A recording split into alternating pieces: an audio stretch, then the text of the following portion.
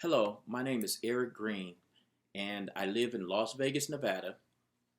This is one of the many videos that I will be doing to track my progress in the Mastery of Media Design program here at Full Sail University.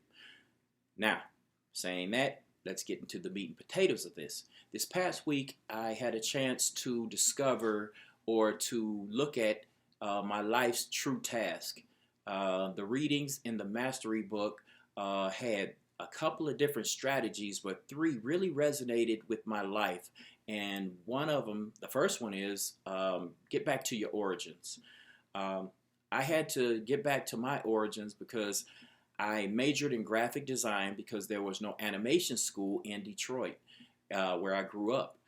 Um, I'm not a true graphic designer. I am an illustrator by trade. I've been an illustrator since I guess the age 4.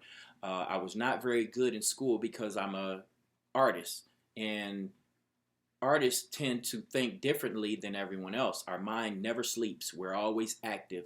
So school bored me. I didn't do well. My dad would discipline me by having me draw road maps exactly the way they are. And if they didn't look exactly the way it was on the original map, I got slapped around. And as you can figure out, after a bunch of slappings, I became very, very detail oriented, and I can draw anything I put my mind to it. So what I had to do is actually get back to my origins of design by hand because, like I said, I'm not a graphic designer. And I didn't do very well out the gate in graphic design after I graduated. So I had to marry my hand illustrations with graphic design. And then I became pretty successful with my graphic design. The second strategy is let go of the past, which I had to because while growing up, since I didn't do very good in school, you know how kids are, they tease you. They called me dumb, short bus rider, illiterate, retarded, that kind of thing. I had the same outcome with my siblings at home. Same thing, sibling rivalry. They talk about you. I was wondering what was wrong with me, and there wasn't anything wrong with me. I just thought differently.